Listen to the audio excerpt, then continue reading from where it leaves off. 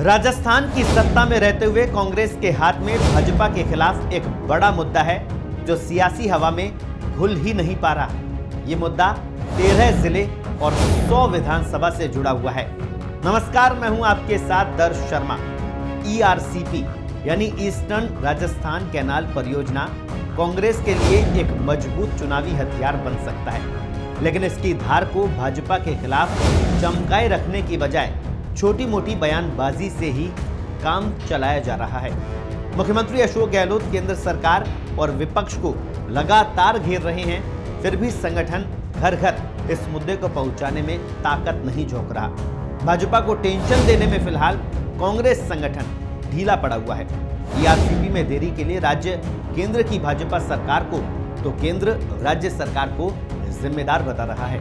दोनों राज्यों की सहमति हो जाएगी तो केंद्र सरकार इसको आगे बढ़ाने पर जरूर विचार करेगी। मुझे दुख होता है कि केंद्र सरकार कैसे मना कर सकती है। पानी विषय राज्यों का होता है। ERCP को राष्ट्रीय परियोजना घोषित नहीं करके राजस्थान के साथ में बहुत बड़ा अन्याय किया है। केंद्र राष्ट्रीय योजना घोषित करे या नहीं करे, हम संघीय ढांचे में हैं, हमारी लड़ाई जारी रहेगी। ऐसे में जनता का भी भला नहीं हो रहा। योजना का काम भी तेज होने के बजाय कछुए की चाल से भी नहीं चल पा रहा। परियोजना को मंजूरी केंद्र से नहीं मिली तो राज्य सरकार ने इस योजना का पूर्वी राजस्थान के 13 जिलों में राजनीतिक लाभ लेने के लिए गत बजट और वर्तमान बजट में राशि भी स्वीकृत कर दी। मुख्यमंत्री गहलोत भी कह चुके हैं कि यदि केंद्र सरकार 13 जिलों की प्यास नहीं बुझा सकती तो हम अपने स्तर पर इस परियोजना को पूरा करेंगे, भले ही इसके लिए कितनी ही आर्थिक चुनौतियां झेलनी पड़े। तो किस तरह से ERCP का पानी पहुंचेगा, ये आपके लिए जानना बेहद जरूरी है।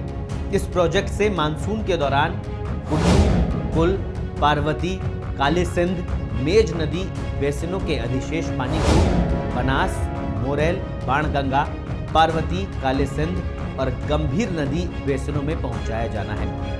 ये योजना कब इसकी घोषणा हुई थी ये भी आपको बता दें। 7 साल पहले इस योजना की घोषणा हुई। ERCP की घोषणा 2017-18 के बजट में भाजपा सरकार ने की थी। सरकार ने केंद्र को ERCP को राष्ट्रीय परियोजना घोषित करने के लिए प्रस्ताव भेजा था। परियोजना करीब 40,000 करोड़ रुपए लागत की है। 3 करोड़ लोगों को इस योजना का फायदा मिलेगा अगर ये अपने मूल रूप में आती है तो। पूर्वी राजस्थान के 13 जिलों जिनमें जयपुर, अलवर, भरतपुर, धौलपुर, सवाई माधोपुर, करौली, दौसा, अजमेर, टोंक, झालावाड़, बारा, कोटा और बूंदी को सिंचाई और पीने का पानी मिलेगा। इससे 3 करोड़ से ज्यादा लोग, इन जिलों के 3 करोड़ से ज्यादा लोग लाभान्वित होंगे। तो अब इसके सियासी मायने क्या है ये भी आपको बताना बेहद जरूरी, क्योंकि मुद्दा सियासी हो गया है। कांग्रेस का दबदबा है पूरी तरह से इन सीटों पर।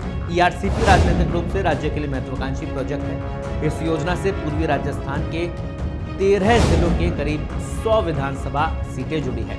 इनमें से आधी सीटों पर वर्तमान में कांग्रेस विधायक है, वहीं भाजपा के पास 1/4 सीट है।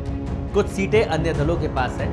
यही वजह है कि परियोजना जमीन की उर्वरा के साथ साथ सियासी फसल के लिए भी अहम है।